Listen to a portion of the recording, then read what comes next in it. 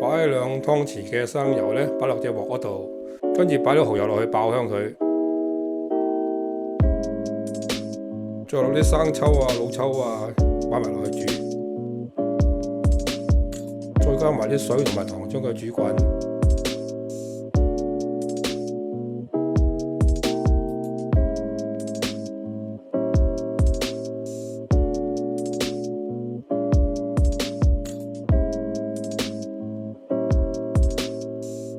然後將啲粟粉水將佢埋芡，煮到好似個畫面咁，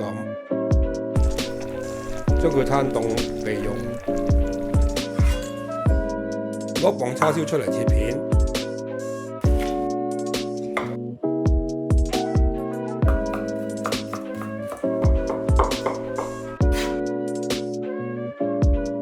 當啲醬汁攤凍後呢，就可以同啲叉燒撈埋一齊啦。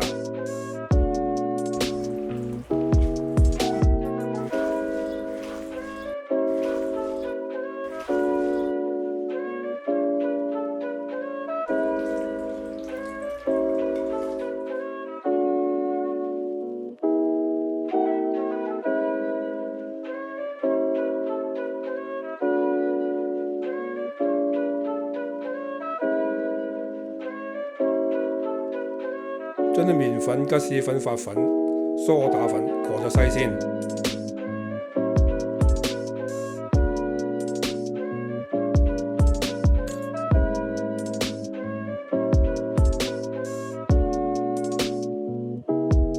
將啲粉篩好後就擺喺張台上邊，開個鍋，將啲牛油啊、蛋啊同埋啲糖擺埋一齊。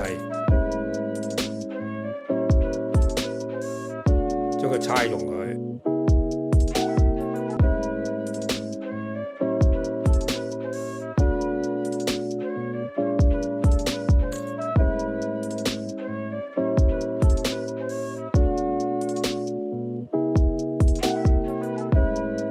再加適量嘅水，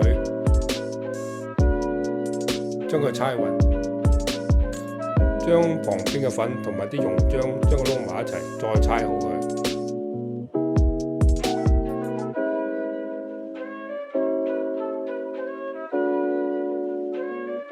用保鮮紙包好，坐半個鐘。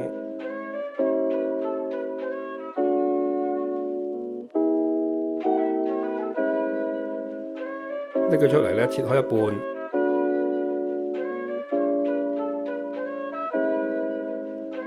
然後撳扁，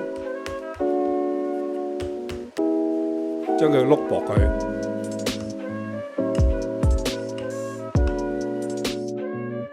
攞個帽將啲皮吸出嚟，再準備相等嘅皮面，攞嚟冚住啲叉燒。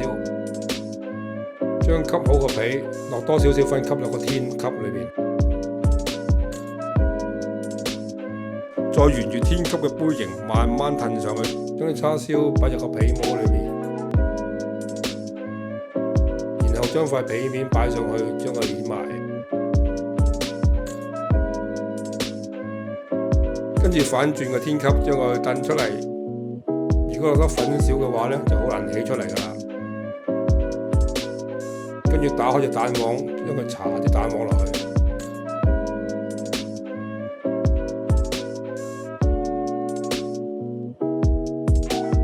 開個爐380度，焗個20分鐘。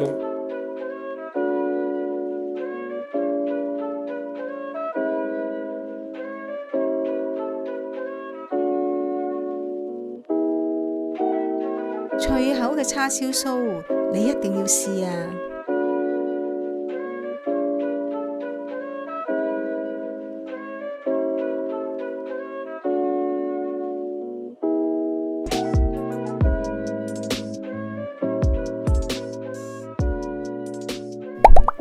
多謝收睇，